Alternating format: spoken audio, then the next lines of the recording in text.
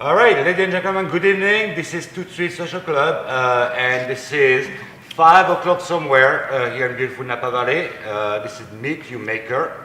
The idea of the show is have 4 characters here with me that will be coming up next month, one at a time, and will have their own shows. I'm going to start on the right with Mr. Alegria. Alegria. Eric. Yes. And what do you do for a living? I raise rabbits and I broker meat. All right, so you raise rabbit and broke meat. That's fantastic. On my left, my good friend Josh Peeples from Chateau, Boswell, and Jacquelynn wine. So what do you do? GM for the family winery Chateau Boswell, and then have my own label named after my wife, Jacquelynn. We started in 2002. All right, and right in the middle is Duncan Meyers, and coming from Sonoma. Hey, by the way, guys, I really appreciate the effort because you guys are in the middle of harvest at this point here. And I really, thank you very much. Tell me a little bit more about your label. Yeah, my pleasure, Didier. Arnot-Roberts is just a collaboration between Nathan Roberts, a childhood friend of mine, and myself. We started in 2001 with 1 barrel of wine, and 12 years later we are making about 4,000 cases, and single vineyard wines mostly, and looking for a lot of our varieties are grown in cool sites, especially in the Sonoma Coast region. That's awesome. I mean, you have like some incredible presses, and like you were like the winemaker, the winery of the year. That's We were with the San Francisco Chronicle in 2012. It was a huge honor for us. Congratulations. And yeah, we were very humbled and feel very fortunate too. Yeah, I know some people will give their left nut just to. and then what makes you think I didn't? and then we have Jason Kupper, the chef at the Thomas Fagiani here in Napa Valley. And Jason, you've been on the show once, and welcome back. Thank you, Brian. And I'm looking forward to chat with you next month and see what I'm going to learn with you. Absolutely. Gentlemen, one of the major issues that we have had this year was about labeling. And labeling for the wine, we know that for the food, it's being like a requirement. People are really want to know exactly what they're eating. But for the wine, I think this is getting a little bit crazy, and because they want to talk about transparency, but how far can we go on that? One of you guys want to chime in? Well, I think we already have the death threat on the back of the label. It's pretty much it says if you drink this, it will kill you. And I think we don't need to go much further than that. As far as I know, there are no known pathogens that are passed through wine. So finding agents, whatever they are, ETS, our local lab, did a great seminar about Canada and the EU going just way over the line of putting things on the back label that are just inappropriate. So I think it's an overreaching step that is just not needed. I'm all for transparency in wine, in production in general. So I do I think that more information is good, but I do feel that it is the amount of space we have on the back of a bottle, first of all, to try and list all of the ingredients, it becomes prohibitive. I'm also a fan of sort of minimalist approach to design and packaging. So I also feel that overcrowding a small space aesthetically is not desirable to me. That being said, I feel like if there's something to hide, I don't know, it's a complicated issue. I feel like if you don't have anything to hide, then why not put everything out there? But it's just a matter of how you do it and how you make it presentable and consumable by the public. Yeah. What about you, Eric? I mean, doing what you do, I mean, are you required to follow those standards? There's certain guidelines I have to follow. I'm not doing organic, so organic doesn't actually apply to me. But question for you is it different in California than it is in any other state? Because in other states, when it comes down to meat production and things of that nature, you can do a certain amount of in-house butchering and certain things of this nature. But now with the wine business, is it different in California than, say, I know there's wineries in Idaho. Would it be different in Idaho when it comes down to regulations, or is it total? Well, it is federal. It's regulated by the feds. Okay. So it is a. But then the states can then make it more stringent. Yep. So Washington, Oregon, they have more stringent laws than we tend to have in California as far as what is it, as far as varietal composition, Which, things like which that. is odd comparatively to the meat industry, because in Oregon you can have mobile butcher units, as in California you Sure. can't. That is So, interesting. yeah. It's, So I think a lot of us, and egg whites as a founding agent was probably one of the biggest things. Are you allergic to eggs, and should you know that the wine was fine with egg whites? Right. And Maybe, people maybe died, not. you know, Yeah, well, people were it's- drinking No one's that. they ever don't know. had a physical reaction yet. Okay. But so I think it's a lot to do about nothing. And I think we both make wines in a very old world classic way. And there's really not much to say as far as technological advances. We don't Yeah. really utilize any of them. So our back labels might actually be rather boring compared to some Yeah. of the others of Right.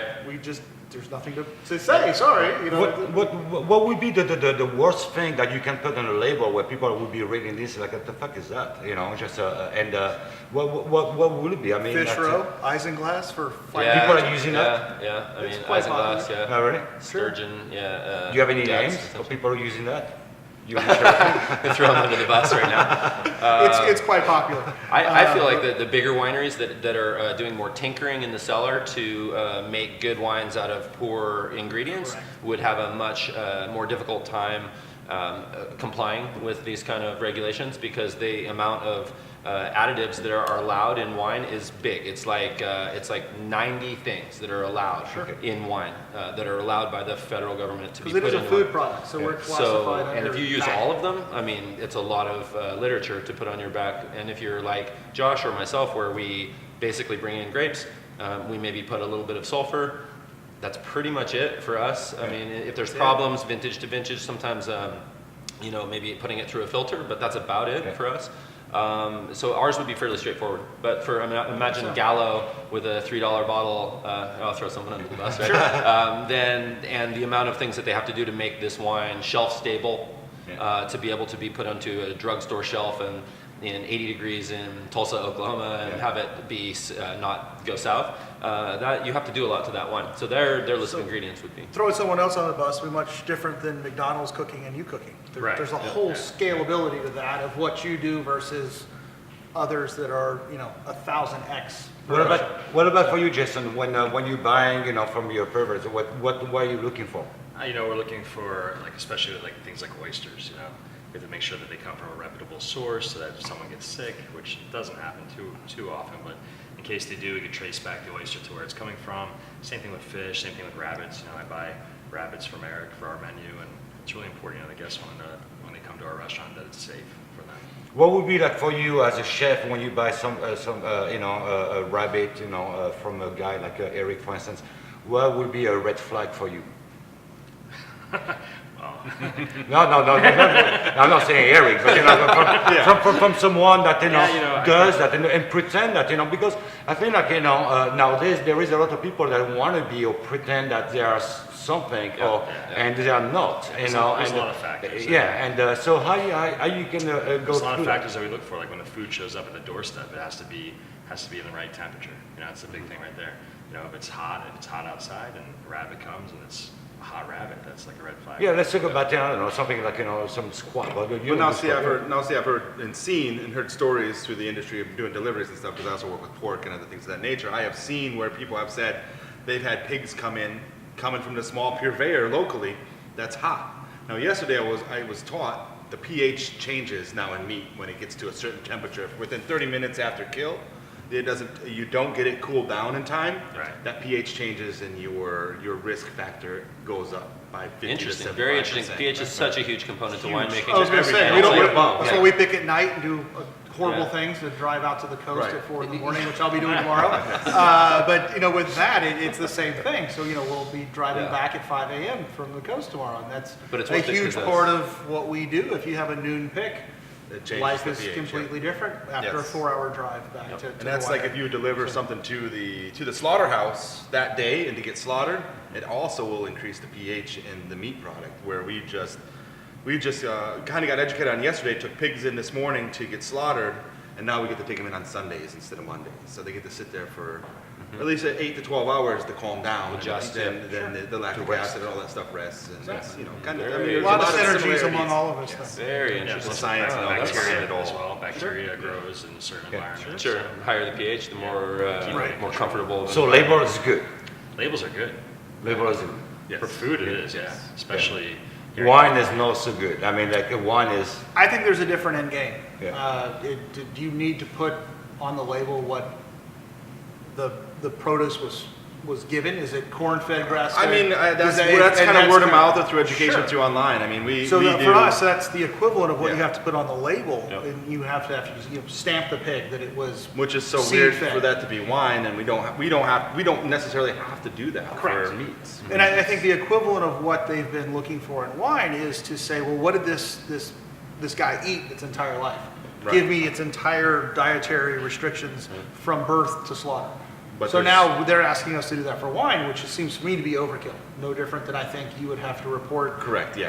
Day 5, I fed him this, and Yeah, that day would 8, be we fed him insane. this, and then now here's his Right. whole dossier. Unless Right, it's so- Wagyu beef with a nose print, and we're So it's paying. maybe Right. more about refining the most important aspects and then making requirements I agree. that revolve around an understanding of what really matters and what is important and what is transferable or what moves through the chain through. I mean, I'm sure there's certain things that exist in meat when it's raw that don't exist once it's cooked. And it's the same Correct. thing for something that exists on a grape in the field that do not exist once the grape is fermented into a beverage.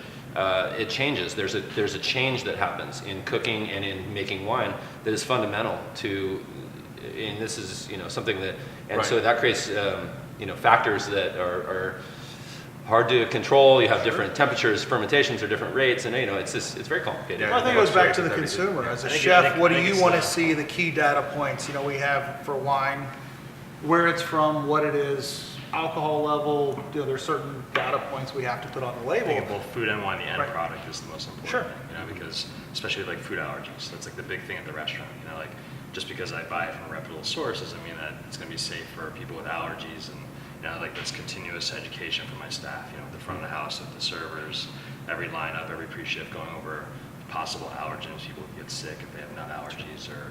Right. but do you feel like gluten-free. people really care about it? I mean, like, back then when I was in the restaurant industry, like just the fact of, people are saying like, I'm allergic to peanuts, and okay, fine, that was like a really simple thing. Yeah. But now, I mean, seems to be like, it's crazy. Yeah, Yeah. it's pretty I mean, Yeah. so suddenly, like, people discover allergy that, I wasn't even Sure. aware of it, just like, Gluten. yeah, it's just like, it's Just chemical, like do people really have an aversion to chemicals that they don't understand? I don't really think so. I mean, Yeah. look at, all you have to do is walk into a 7-Eleven and pick up some sort of fluorescent colored candy and look at the ingredients on the back, and you will not know 90% of those ingredients. People still buy it and throw it into their bodies without any kind of extra, scrutiny put towards that. That's So a it's, lesson for them. Yeah. so it's What like, about sulfites? Can you guys talk about that a little bit? People are afraid of sulfites, right? yeah, a little sulfur is good for you. Cleans you out. People have I like to smoke different, mine. nice. People have different levels of sensitivity to sulfur, and so that is very much. It also goes hand in hand with larger production wines. Again, what I said earlier about the jug of Gallo wine that needs to sit on a shelf, that by nature has to have a higher sulfur level to be stable. And so wines that are made in small batches and are made carefully and shepherded to market with good chain of custody can carry lower sulfur levels because they're taken care of and they're kept cool, and they don't need as much sulfur to hold them in place for the end result. So it's Well, I think going back to your premise of labeling.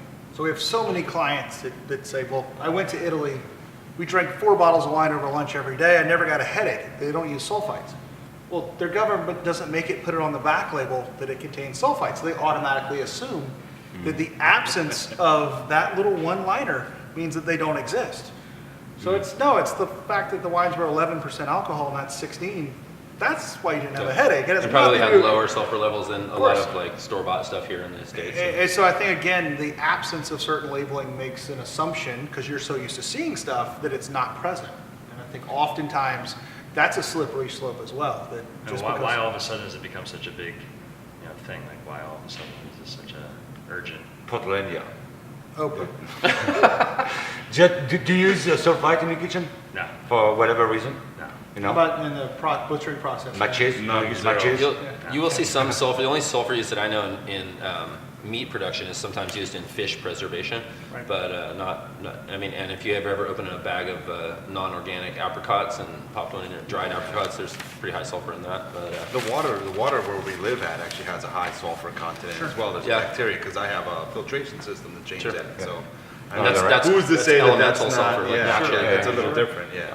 But I think, again, going back to styles of winemaking and small batch micro production, we can be high risk, high reward motivated, much like with great cooking for, you know, you're not at Applebee's trying to service 1,000 people a night. So we get to be a little risky and keep things at what I think commercial winemakers would seem to think were absurdly low. And we've, in roundtable discussions like this, openly talked about it, and people think we're just insane.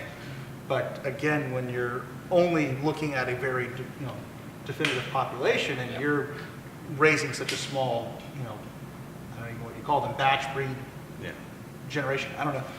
New to my whole world. What do you do?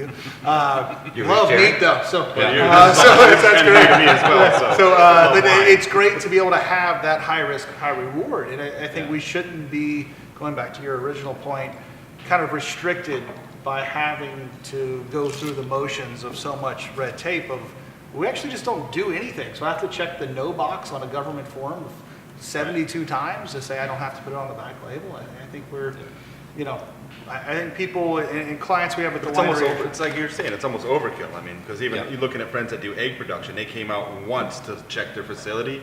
As long as they had the walk-in cooler and eggs there, that's all it took, and they have the label organic. That it's all about, you know, a Yeah. $1 bill. I mean, It's honestly, a lot of money. Yeah.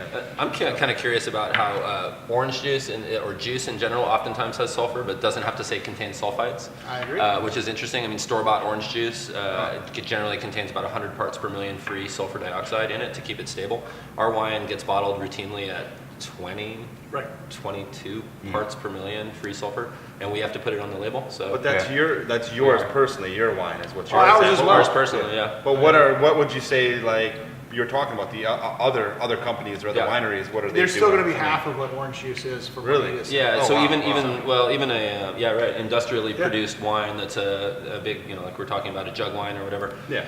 Yeah, I mean they can get pretty high. You can get up close to orange juice level, Orange juice, 100 parts per sure. million, which is pretty high.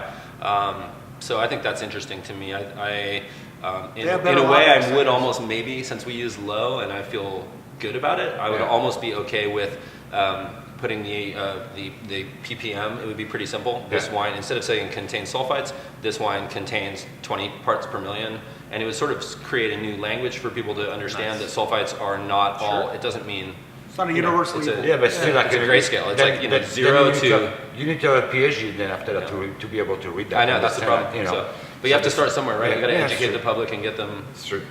So anyway, thank you for that. That was, you know, Yeah. pretty. We could go on and on and on and on. That's pretty interesting. But we have just a few minutes left. Ask the gentlemen to come up and bring something they really like to enjoy, you know, while beside their own label. And Jason is like to drink a gin and tonic. Good man. Good. I do too, as a matter of fact. Duncan is drinking. Jérôme Prévost. John Prévost, la little Closerie, bit. c'est like some little champagne. Champagne, because yeah, you don't it's, produce, so you don't produce any of that. So That's right. yeah. And this is a go-to wine in our cellar. It's just something that's to me very unique, and it's very difficult to make wine like this, and we have yet to undertake it. So Yeah. it's something that I look up to as a very high art in winemaking. Yeah, and then the Josh is likes Negroni, but No Campari. no Campari. So you he was know, thinking I was going to pay for it. So full bar I heard, but yeah. yeah, that's like from all right from one. And my good friend Eric, he likes to drink grappa. Like you know, this is like you know, that's Puts a little I hair on reckon your on chest. in the morning, and that's awesome. So, and his favorite is from a good friend Dave. I cannot learn it, but yeah, that's a Desiree grappa from a Pritchard Hill, made out of Cabernet Sauvignon. Your favorite? Yes. That's all right. So, like I said, like those gentlemen will be coming up back in October, and Jason will be the first one to get on deck. On the October 21st at 6:30, and what we're going to be learning with you. You know, just general cooking techniques, how to butcher meats, kind of breakdown of fish, vinaigrettes, soups. All right, there is. Smoking. It's gonna be Okay, fun. all right, fantastic. And Duncan will be next the following day, October 22nd at 6:30. And what kind of wine will we be tasting? There's a good possibility that I will be a walking zombie at that point. It'll be right at the finish of harvest, so we'll remains to be seen. It'll be a surprise, but we will definitely be talking about cool climate grape growing and wines with freshness and energy. Fantastic. And right after that, will be Josh. I think Josh is coming up with the full team of. So we'll bring our winemaker Russell Bevan and myself. We'll kind of do a fun 2011 retrospective, and then talk a lot about 2012. So we had some wines we recently presented to Robert Parker that I think we'll taste with the crew. See what we think. It's been a fun ride bringing him on board. So we'll kind of talk about 2012. Again, we'll be probably in the middle of harvest, so we'll start to really talk about 13, maybe a little early preview of what Oakville Cab looks like in 13, and we'll probably be haggard and bearded by then, so we'll have some fun. So this is it, and you want to do a show too? We were talking about it. All right. Do you have anything in mind? Definitely bring some chefs in and do some rabbit breakdown, pig breakdowns, maybe even do whole animal breakdowns while we're here. So. All right. Might not be in October, but we're coming soon though. I mean, Yes. that would be awesome. Yes, I know I'll be in Vegas for I Life. think Tanya's going to be like, I would love to join this show here. I want to come to. I want to come to both your guys' shows. In October, I got Sounds the cool. guy. He's the director of the National Pork Board. He's supposed to come out as well, so hopefully we can get him on. So. Ladies and gentlemen, toast. Oh, Thank you very much. Bad This is decisions for all the Rafa. right reasons. Cheers. Thank you for right. coming. Yeah, cheers. Until next time, cheers.